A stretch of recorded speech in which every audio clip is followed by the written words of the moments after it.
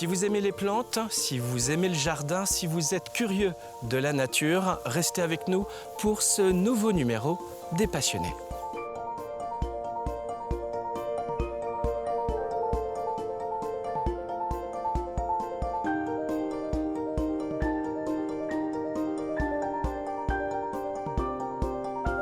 Qui es-tu, Baptiste ? Alors, je suis donc Baptiste Pierre, je suis né en Charente-Maritime. J'ai vécu une grande partie de ma vie à Réau, à côté de Jonzac, en Charente-Maritime. Et depuis bien longtemps, effectivement, je m'intéresse aux végétaux et surtout à la diversité du végétal, puisque ce qui m'intéresse, c'est toutes les plantes les plus singulières, les plus rares, toutes celles en tout cas qui génèrent un intérêt et de l'émotion dans les yeux d'un peu tout le monde. Alors si tu veux bien, on y reviendra. C'est pour cette raison qu'on est venu à ta rencontre aujourd'hui. Nous sommes à Saint-Georges de Pointe-à-Doux. Toi, tu vis en Vendée depuis quelque temps déjà. Ah oui, ça va faire presque 15 ans. Et tu n'as pas toujours habité ici, hein. Je crois que tu as habité à Landronde également et peut-être ailleurs aussi. Au Sable d'Olonne, effectivement. Et puis avant, je travaillais au Jardin des Plantes à Nantes, en face de la gare. Donc j'ai vécu à Ancenis, à Nantes et puis même un petit peu à Tours durant mes études, où j'ai fait des études de médiation scientifique et d'éducation à l'environnement. C'était un petit peu faire comme dans Fred et Jamy, dans C'est pas sorcier. C'était l'idée de s'amuser à transmettre du savoir. Et donc du coup, il y a une licence qui existe rien que pour ça. Et c'est le travail qui t'a emmené dans le département de la Vendée ? Effectivement, il y avait un poste à pourvoir au potager extraordinaire, donc du coup à la Motte-à-Char. Et l'idée d'avoir à la fois des plantes bizarres et des plantes alimentaires, je connaissais rien du tout aux plantes alimentaires, c'était pas du tout mon sujet, mais il y avait vraiment des bizarreries, des curiosités qui me fascinaient. Donc du coup je me suis dit, eh bien, autant se lancer. En plus de ça, le département est assez attractif, on n'est pas loin de la mer. Le climat est intéressant, on est entre la Bretagne et du coup la Charente-Maritime, là où je suis né, donc il y a quelque chose d'intéressant en termes de climat. On dit que tout pousse en Vendée en plus. Eh ben, c'est presque pas faux, mais bon, avec les étés assez secs qu'on a en ce moment, ça commence à être compliqué quand même. Merci beaucoup Baptiste de nous accueillir chez toi. On se dirige là vers ton jardin. Effectivement.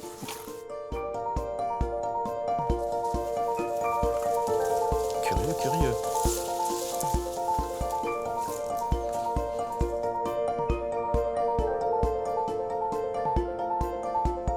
Tu te rappelles de ces premières émotions autour des plantes ? Ça remonte quoi, à l'enfance ? Alors ça remonte à l'enfance, alors c'est un petit peu triste dans un sens parce que j'ai perdu mon papa un peu jeune et on avait prévu de faire un jardin suite à cette maison qu'il a construite pendant plus de 12 ans.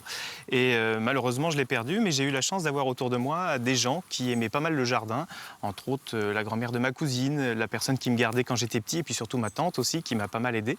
Et donc du coup je suis parti dans cet engrenage avec l'envie de faire un joli jardin et je me suis mis à me prendre de passion pour ces végétaux. Et comme j'étais entouré de gens qui aimaient bien ça et qui connaissaient aussi pas mal les pépinières du coin et des pépiniéristes collectionneurs entre autres, eh bien de fil en aiguille, j'ai réussi à m'intéresser à des plantes pas courantes et à rencontrer surtout des gens qui étaient passionnants et qui m'ont transmis leur passion. Et là, t'avais quel âge ? J'avais 12-13 ans, voilà, j'étais de mémoire en 5e au collège et à partir de là, eh bien, a commencé du coup, cet emballement sur le végétal et de fil en aiguille, eh bien, j'en ai fait mon métier puisque j'ai fait un BEP, un bac pro, puis un BTS. Je suis rentré en école d'ingénieur à Angers, mais malheureusement, les matières en hic, thermodynamique, statistique, etc., j'en avais plus vraiment envie, donc du coup, je suis parti pour faire cette fameuse licence dont j'ai parlé tout à l'heure, de médiation scientifique et d'éducation à l'environnement à Tours. Aujourd'hui, et c'est encore plus le cas qu'autrefois, tu es toujours investi au potager extraordinaire. Je me suis dit, là, il y a vraiment un terrain de jeu pour à la fois apprendre sur ces plantes alimentaires que je connaissais mal et en plus de ça, développer cette petite partie du bizarretum qui me passionne vraiment. Qu'est-ce que tu aimes, toi, par-dessus tout, dans ces plantes dites insolites ? Alors, ce que j'aime, c'est l'émotion qu'elles vont générer, c'est-à-dire qu'on va pouvoir y raconter des histoires, on va pouvoir montrer aux gens une facette peu connue du végétal, ça va automatiquement les intéresser et ensuite on va pouvoir partir ensemble avec cette accroche, bien sûr à la fois l'émotion qu'une plante peut-être un peu plus banale pourra représenter et puis pour comprendre son environnement, pour comprendre l'histoire, la géographie. Moi, ça a été une porte vraiment pour m'ouvrir au monde entier. C'est-à-dire que j'ai découvert à la fois la géographie, l'histoire, peut-être même un peu la littérature grâce au végétal. C'est un peu ma porte d'entrée pour découvrir le monde. C'est une matière inépuisable, hein, le jardin, parce que des plantes, on en a qui viennent du monde entier, que l'on peut aussi acclimater, et on fait des découvertes tous les jours, je crois. C'est ça. C'est presque une frustration de se dire qu'on ne vivra pas assez longtemps pour tout avoir et pour tout comprendre. Parfois, on est pris d'une espèce de boulimie, de se dire faut que j'essaye d'apprendre, de savoir, etc. On a toujours l'impression d'être apprenti, en quelque sorte. Hein. Michel Lys, que je côtoyais un petit peu, qui était journaliste horticole, disait toujours qu'on naissait jardinier, mais on mourait apprenti. Et effectivement, plus ça va, plus j'ai ce sentiment-là, effectivement. Les émotions dont tu parles au regard de ces plantes, sous bien des aspects, ça peut être différentes choses issues de cette même plante qui te fascine, toi? Oui, là on a des tomates qui sont un peu bigarrées, qui sont rayées. On va voir la forme, donc on connaît vraiment la tomate poire classique. Jaune-rouge, là pareil, ça va être la Prince Zebra qui va avoir un côté zébré.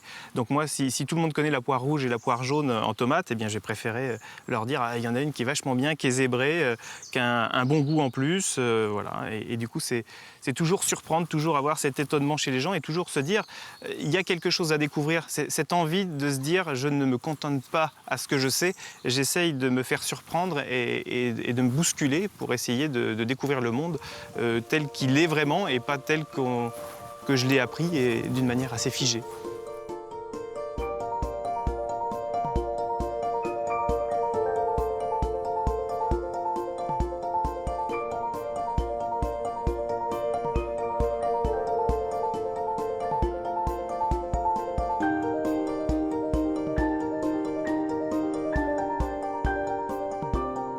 Baptiste, dans ce jardin qui a environ 6 ans, naturellement des plantes comme tu les aimes peu communes, est-ce que tu peux nous en présenter quelques-unes? Je pense d'abord à celle-ci que je ne connaissais pas. Je m'intéresse beaucoup aussi aux plantes et celle-ci, elle est rare. Effectivement, l'alangium, un arbre qui pousse très vite, qui n'est pas courant, qui a une feuille qui rappelle la feuille de platane, mais qui a des fleurs assez curieuses, qui feraient presque penser à une solanacée. C'est vraiment assez étonnant comme arbre. On a les maniocs. Les maniocs, ça c'est des très très grands maniocs. Qui peut dire je suis à l'ombre d'un manioc en Vendée? Donc j'ai la chance d'avoir conduit ça sur tige les premières années et puis ensuite on a laissé le bouquet partir. Donc là on a la chance d'avoir deux beaux maniocs. Étonnant. Voilà, on a un chardon un peu curieux ici, à feuilles de pandanus. Le pandanus, c'est une plante tropicale. L'idée ici, c'était de faire un jardin un petit peu anglo-méditerranéen, ou en tout cas d'inspiration un peu tropicale. Et dans la partie du jardin que j'ai un petit peu plus bas, je préfère faire quelque chose d'un peu plus intégré, avec des végétaux moins tropicaux. L'idée, c'était d'avoir cette luxuriance, cette exubérance proche de soi, en tout cas. Quand on est passionné comme toi par les curiosités végétales, on tente plein d'expériences, j'imagine. C'est ça, alors surtout sur la rusticité, hein, on se fait souvent avoir, au début bien sûr, on essaye de mettre des plantes un petit peu borderline, et au fur et à mesure, on arrive à trier des choses intéressantes, comme là on a le yuzu, qui est un agrume résistant au froid, dont on utilise l'écorce en pâtisserie, et là on voit bien, il a pris une belle ampleur, il a pas mal de fruits. Très connu pour son zeste, hein, oui. Voilà, on a le mélianthus, qui est une plante qui sent la cacahuète quand on touche ses feuilles et qui fait une grande ample florale rouge qui est très jolie aussi. Puis on a cet Opuntia chirii qui est vraiment un des opinsiens, un des cactus les plus résistants au froid. Et là, volontairement, on est sur l'ancien terrain de pétanque des gens qui avaient la maison avant nous. Et on n'a pas changé le sol, on a vraiment planté dans la caillasse. L'idée, c'était d'avoir un micro-milieu qui permettait de cultiver des plantes, justement, qui aiment être dans la roche, qui aiment être dans la rocaille. Et donc, du coup, là, tout ce petit monde se plaît bien dans ce milieu. Et cohabite parfaitement. Oui.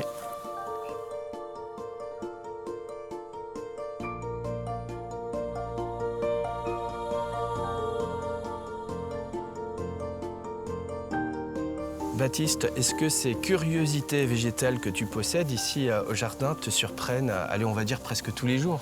Oui, alors c'est surtout un travail de recherche l'hiver et ensuite c'est le fait de le cultiver, de semer, de le voir pousser, de voir faire ses fleurs et puis sa graine. Et effectivement, c'est toujours fascinant à observer chaque année. On trouve toujours des bizarreries et des curiosités à observer. C'est plutôt le processus presque qui est intéressant et le partage qu'on va en faire quand quelqu'un vient, quand un autre passionné vient, qui est encore plus palpitant que simplement avoir la plante. Tu as une plante un peu plus loin, je crois qu'elle est sous serre, qui est extrêmement rare. Tu nous l'as fait découvrir? Oui.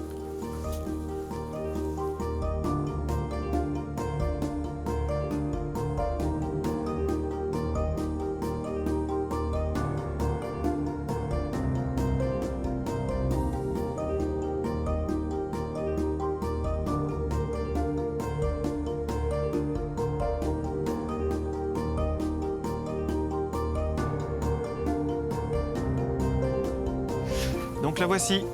C'est l'impatience de Balfour. Alors c'est une plante banale, hein, c'est une plante qu'on trouve partout chez papy et mamie. On a souvent les petits fruits qui explosent, qui sont des souvenirs d'enfance. Et là, c'est le côté panaché, le côté variegata de cette plante-là qui est très rare. On ne la voit jamais sous forme panachée.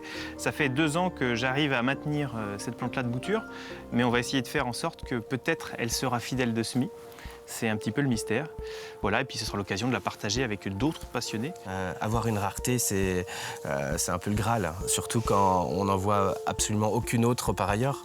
C'est ça, et puis c'est de voir. Alors moi j'aime bien ça parce qu'effectivement, en termes d'esthétisme, là, le contraste des fleurs, du feuillage, tout ça, il y a une dimension esthétique aussi qui est en compte, mais il y a aussi l'excitation devant les autres collectionneurs qui vont être intéressés de voir ça, qui est intéressant.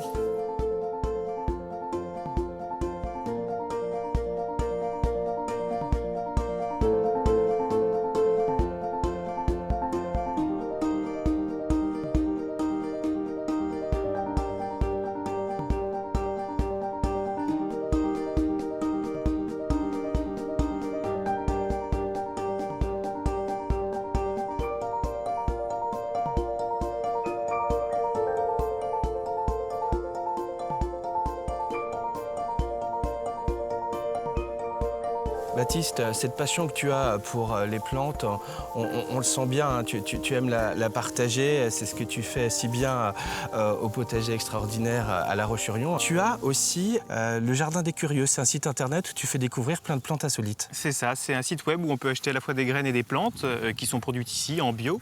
J'en produis aussi pour d'autres personnes comme la boîte à graines à l'herbergement qui vend aussi des graines.